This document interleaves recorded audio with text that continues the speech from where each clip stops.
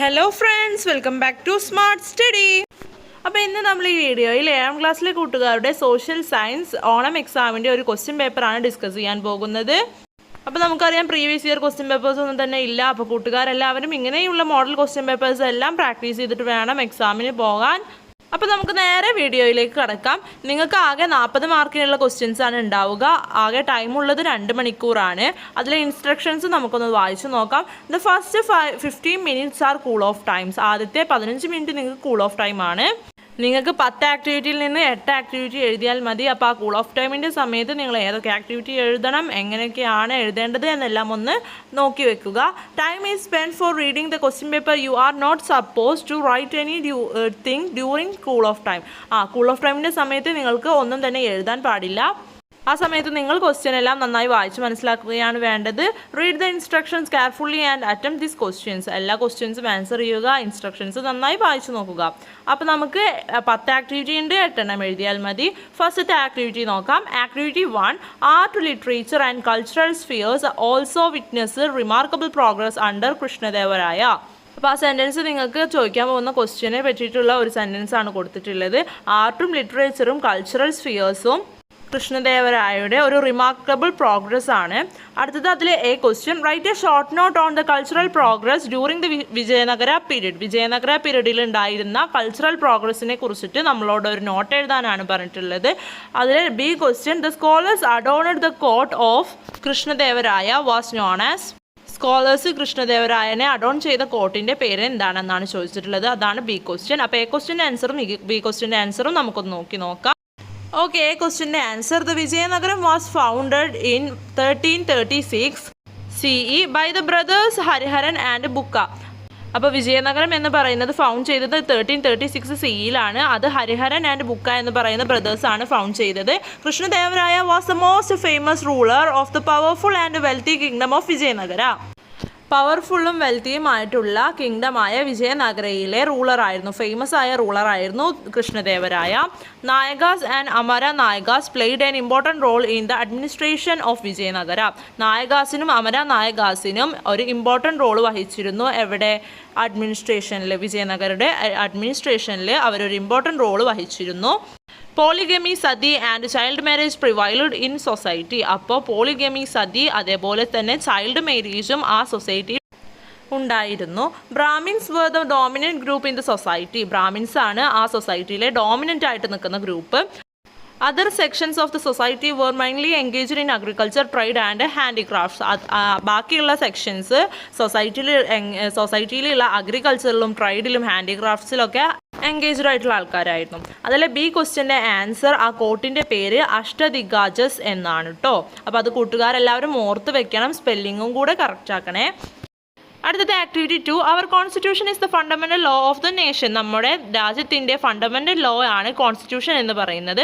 അതിലെ question, list out the main functions of the constitutions. കോൺസ്റ്റിറ്റ്യൂഷൻസിൻ്റെ main ഫംഗ്ഷന് നമ്മളോട് എഴുതാനാണ് പറഞ്ഞിട്ടുള്ളത്. അതിലെ B question, who is known as the architect of Indian constitution. Indian കോൺസ്റ്റിറ്റ്യൂഷൻ്റെ ആർക്കിടെക്റ്റ് ആരാണ് എന്നതാണ് അടുത്ത ബി ക്വസ്റ്റ്യൻ. അപ്പോൾ നമുക്ക് ആൻസേഴ്സ് നോക്കാം. എ ക്വസ്റ്റ്യൻ്റെ ആൻസർ, കോൺസ്റ്റിറ്റ്യൂഷൻ്റെ മെയിൻ ഫങ്ഷൻസ് ഏതൊക്കെയാണ്? Preserving unity in diversity. നമ്മുടെ രാജ്യത്തൊരു യൂണിറ്റി, അതായത് ഒരു ഒത്തൊരുമ കൊണ്ടുവരാൻ വേണ്ടിയിട്ടും. Defines the basic values and ideals of the nation. അതിൽ നമ്മുടെ രാജ്യത്തിൻ്റെ ബേസിക് വാല്യൂസും അതേപോലെ ഐഡിയൽസും എല്ലാം ഡിഫൈൻ ചെയ്തിട്ടുണ്ട്. Establishes the rights and duties of citizens. ഒരു പൗരൻ്റെ റൈറ്റ്സും ഡ്യൂട്ടീസും എല്ലാം അതിൽ എസ്റ്റാബ്ലിഷ് ചെയ്തിട്ടുണ്ട്. Ensures that all the administrative systems of the country function according to the constitutions.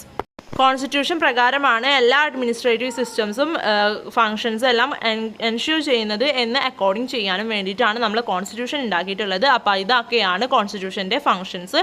അടുത്തത് ആർക്കിടെക്റ്റ് ഓഫ് ഇന്ത്യൻ കോൺസ്റ്റിറ്റ്യൂഷൻ ആരാണ് എന്ന് ചോദിച്ചിട്ടുണ്ട്. അപ്പോൾ ആരാണ് നമുക്കറിയാമല്ലേ, ഡോക്ടർ BR അംബേദ്കർ ആണ്.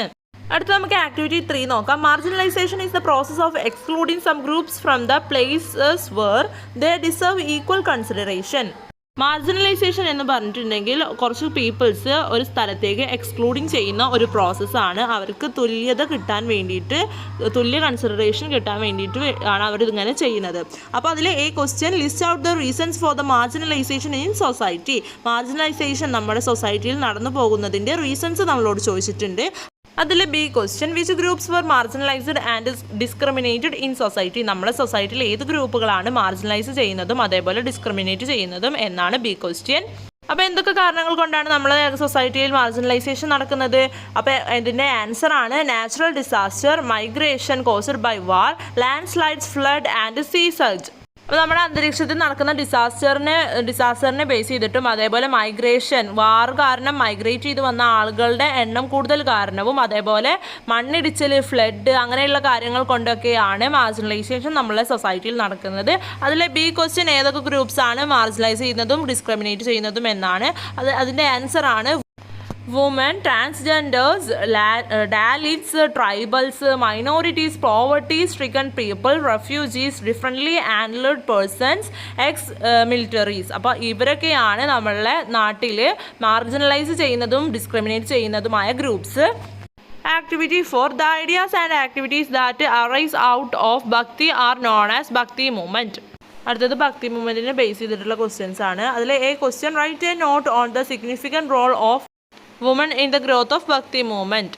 ഭക്തി മൂവ്മെൻറ്റിൽ വുമൻസിൻ്റെ ഗ്രോത്തിനെ കുറിച്ചുള്ള സിഗ്നിഫിക്കൻറ്റ് റോളിനെ കുറിച്ചിട്ട് നമ്മളോട് എഴുതാനാണ് പറഞ്ഞിട്ടുള്ളത്. നമുക്ക് നോക്കാം. Answer with the advent of Bhakti movement many women took to composing and singing hymns and songs to worship the deity of their choice. Mirabai was a Rajput princess who lived in Chittor, Rajasthan, gave up all worldly comforts and immersed herself in devotion to Krishna.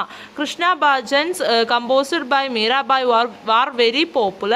Kalarikal Ammayar and Andal were famous devotee poets from Tamil Nadu. Akka Mahadevi was a prominent figure in the Vaira Saiva movement. She led discussions against the social and spiritual oppression the women faced in those days. അപ്പോൾ അതിൽ B question what are the methods adapted by Guru Nanak to propagate the ideas of religious tolerance and universal brotherhood.